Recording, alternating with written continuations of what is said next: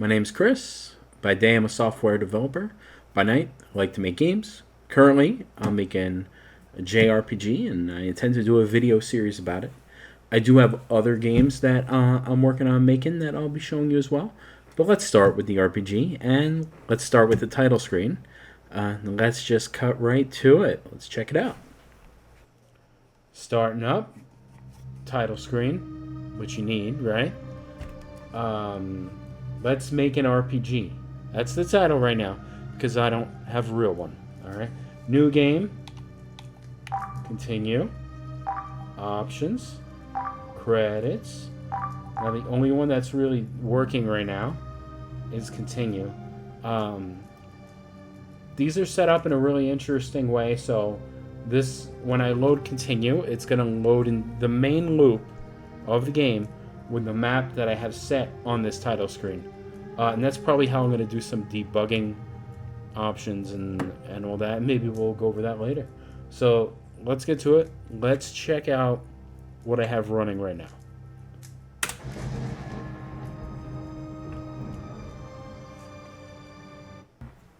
Now, before we really get into anything interesting or cool, let's explain what we're doing here.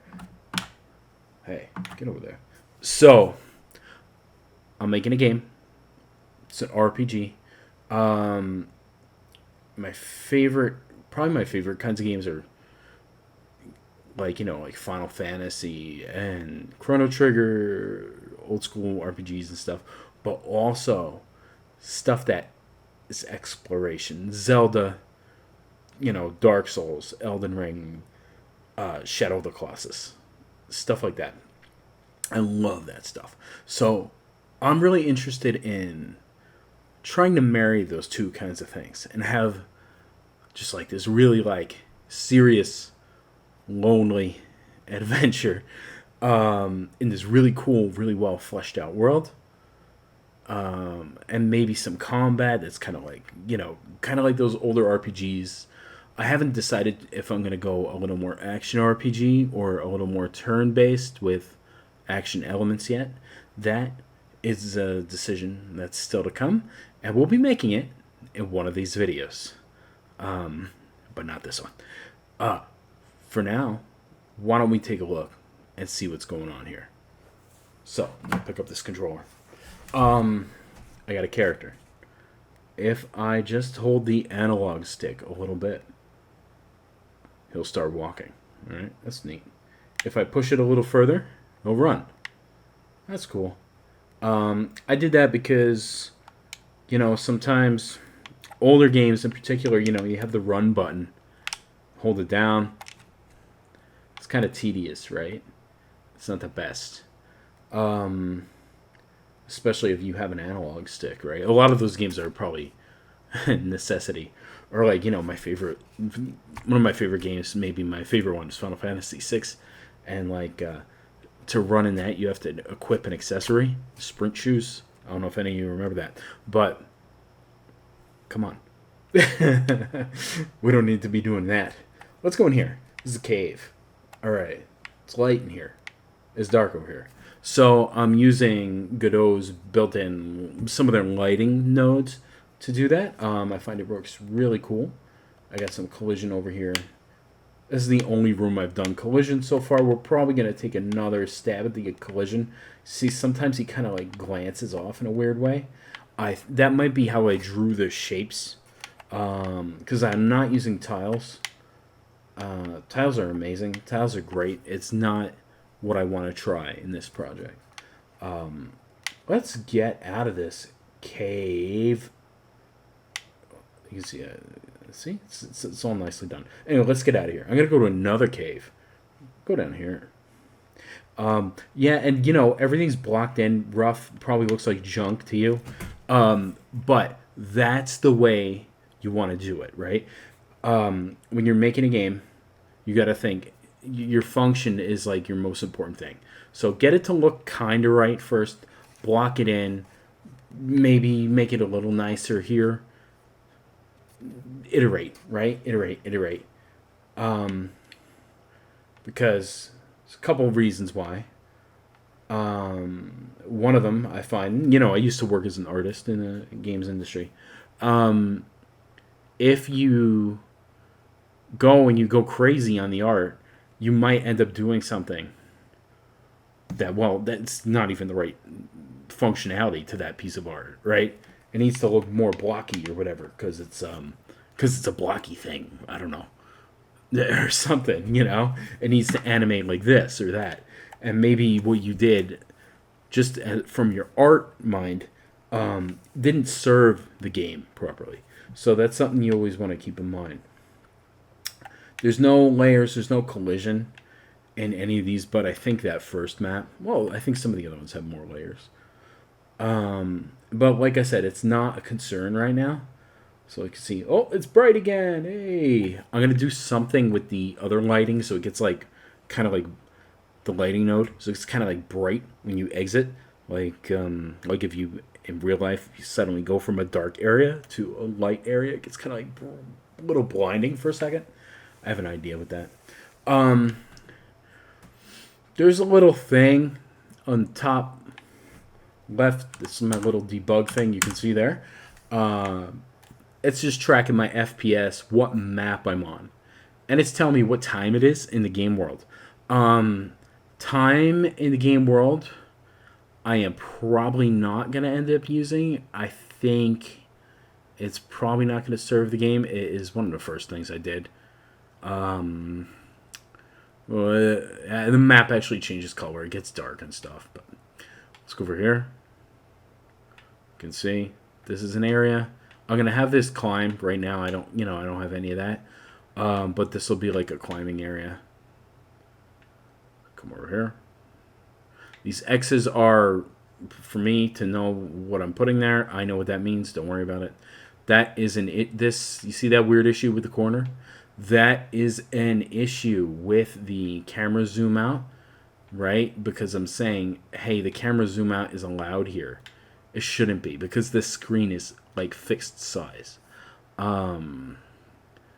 So let's go back out over yonder. Let's check this out. What do you think of this? See? Doesn't do it. Doesn't do it. Doesn't zoom out. Because I say, hey, don't zoom out here. How do I do that? Well, when I come into these maps, with the map, I have like a map loader, right? Which I'll show you how that works. And when I come into the new, it actually like when I step like here, it's telling me what's about to happen, right? And it tells me, hey, what's the name of the new map? What's the camera mode? What's the lighting mode? That's why in the caves it's dark. What's the music? That's not quite working. That's mostly working. I built a cross-fading music thing where I could fade 2 tracks together.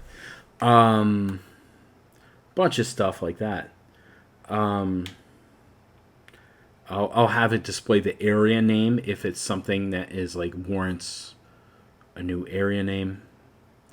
I'm just gonna come over here. There's something over here, but it's not much. It's just more sand. All right. So these areas are going to be really big, and like I said, they're not going to be tile based. I will be doing like approach I came out forever ago, and this is part of what I wanted to try with this. Is I will reuse elements and stitch them together in a program like Photoshop instead of doing tiles. I think if you can afford doing that, that's better, and that's what I'm going to be doing with that. All right. Why don't we go over just exactly how I load in all these maps and stuff? I think that will be interesting. All right, let's go there. Okay, let's talk about how the game is structured. I think this is one of the most important things if you're starting out to learn how to think about. It's different. Every engine is different. Every game is different. But I'm going to give you some idea of how I'm doing it and how I might approach it if I were doing other types of games. So let's take a look. I prepared something in Photoshop for you. Let's go over it, okay? So first you'll see this global up here. Some people will call that a singleton. I just call it like a global script or whatever in Godot. And this will store some persistent information, like what character stats, perhaps current HP, stuff like that. Maybe what character I'm controlling, right? And then you might need to use it to update it from some of these other places so it stays informed, right? You switch a character, you got to tell it, right? Okay, so you have the title screen. We already kind of saw that, right? So we saw what the title screen looked like. Title screen really just needs to go into the main loop. Main loop has all these things in it that are, I'm going to call them loaders, right? So you have a player character loader. It'll load a generic character. And then that character, you can change a sprite, you can change a name, or whatever, right? As long as the global script knows what character you're controlling, then good. Map loader will load the different maps. We'll get into it in a second. We have a lighting controller, okay? That's going to set the lighting of, if I enter a cave or something, it'll get dark. If I go back outside, it'll get light. And that is also informed by the map that I'm going into, right?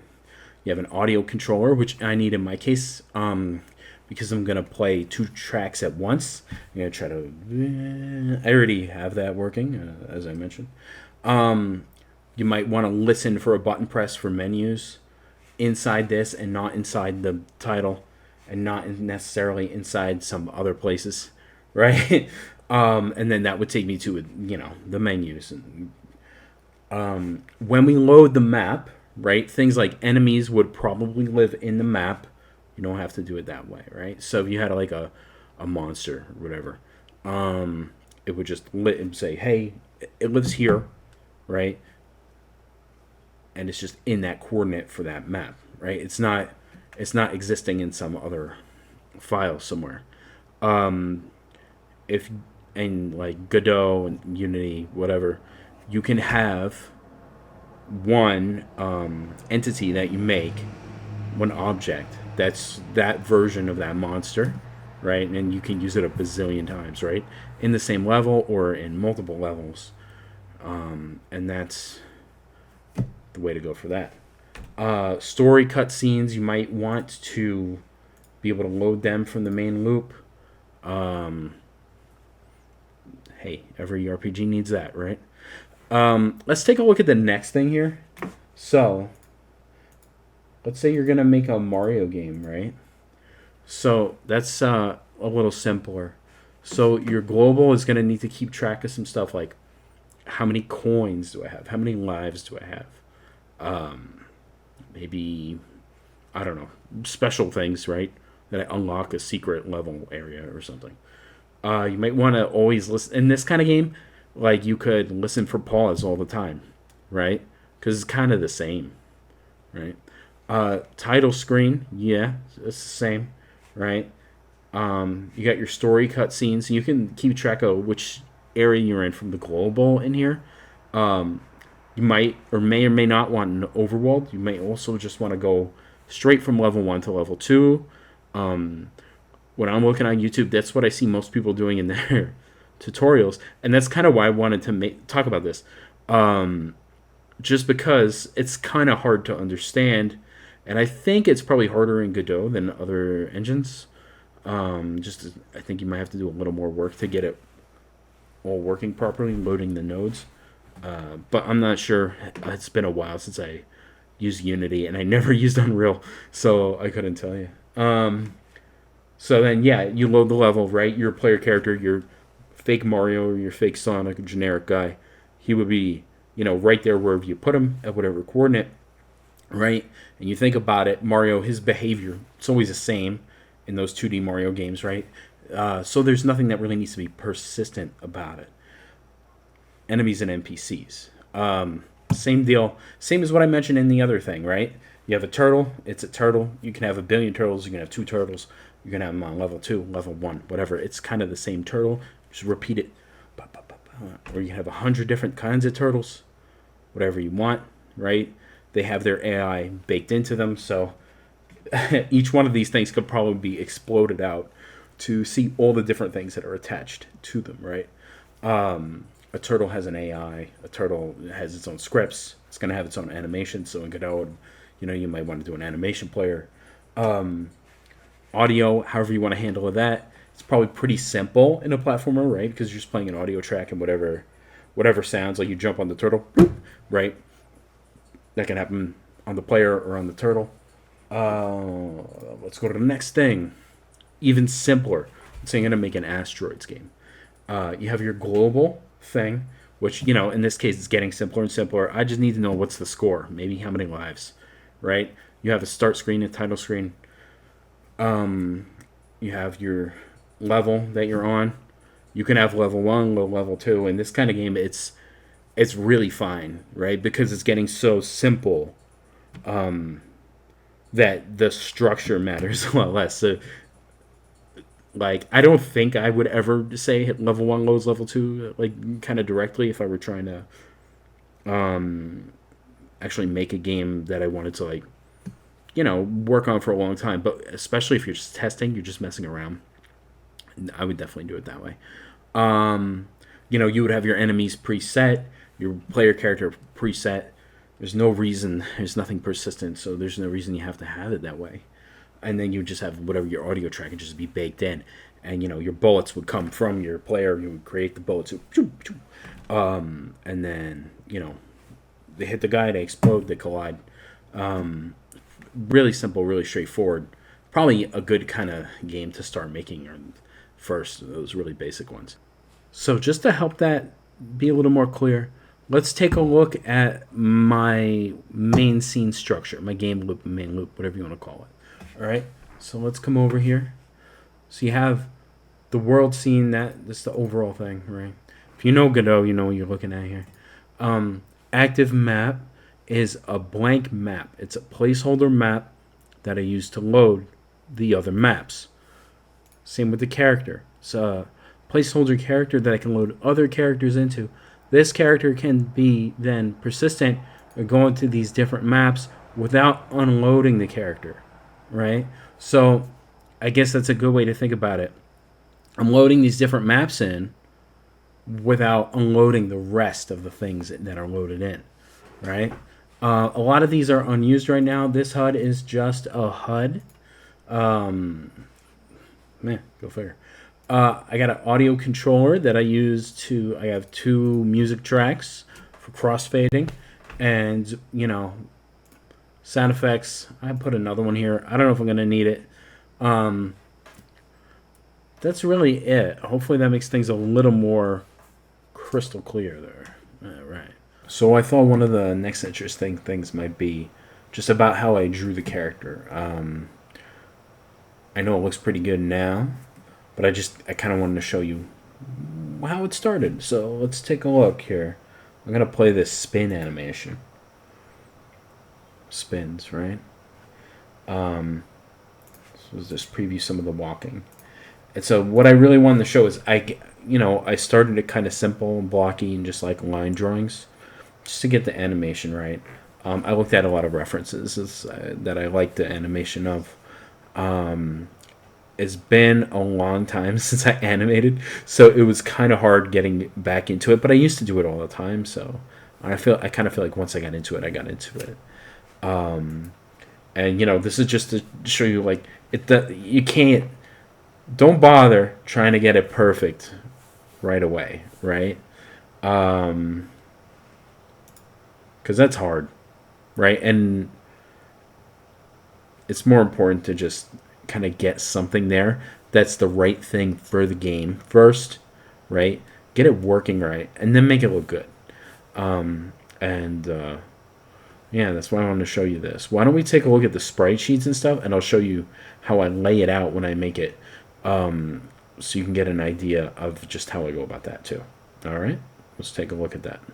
So let's talk a little bit about how the sprite sheets are laid out when I prepare them for the engine, and how I go about drawing it and putting it all together.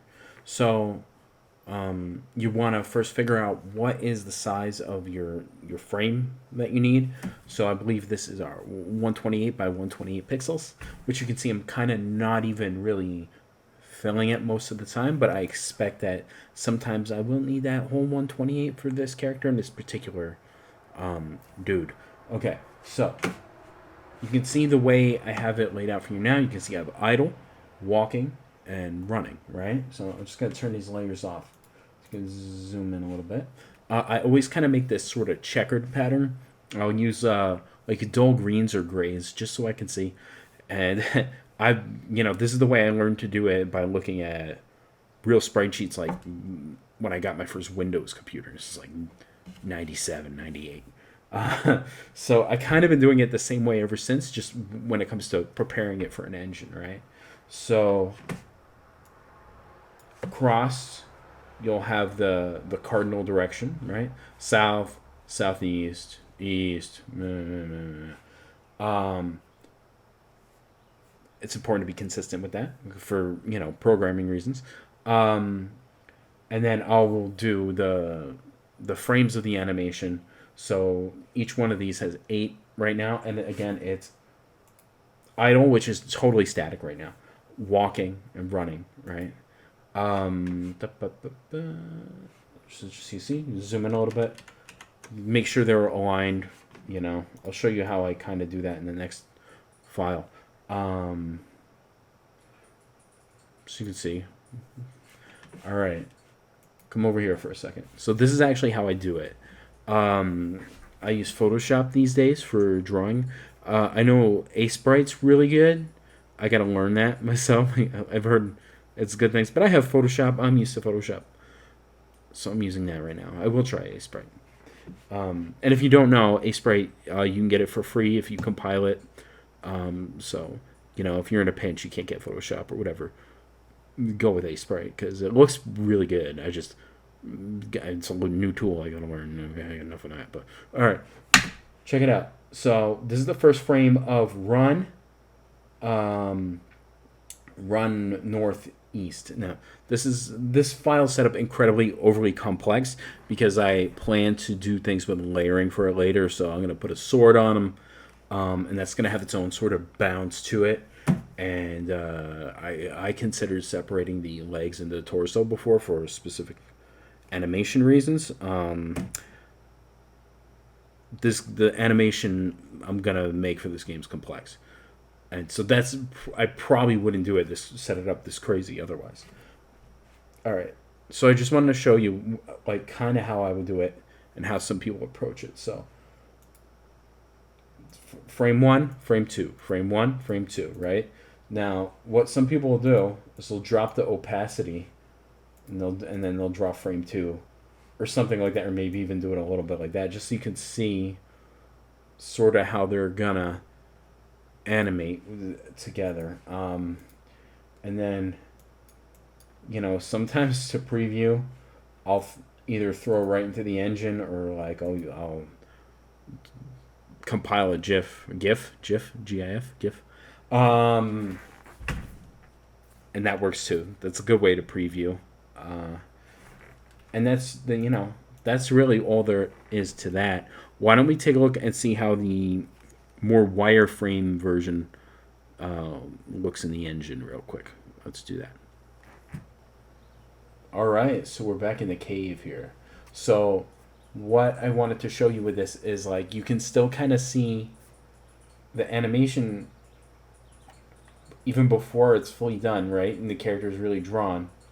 You can see if the animation is working. And that's why it's important to go a little bit at a time, right? Do what's functional first. Draw it very cheaply. Then take a pass at it, which is what I've done. I've took the first pass at it, proving it, and then I'll be doing that 1 or 2 more times until it's really nice. But it's not even the right time for that, right? So I got to do other forms of movement next. I have to make it swim, which you can see nothing's happening right now, right? And we have to probably do other things. Oh yes, let me show you. the plan is to do a torch thing, right? So in the same way, where's that torch? In the same way, this is kind of lit up. I'm gonna put it, make him do this, right? And then he's gonna have the torch. It's gonna light up as he walks around. I think that's gonna be really cool. So that's about it. I think it's everything I want to show you for now. We'll have more soon. So that about does it for this one. I hope you enjoyed it. Please like and subscribe if you want to see more. The next one's probably going to be about the same game, but it might be about another game. I have another one that I'm working on that's actually a little bit of a collection of games, and I'm working to bring that to Steam. I think those videos are going to be really interesting. We're going to start right from the beginning, and I'll show you everything. All right. Well, looking forward to next time. See ya.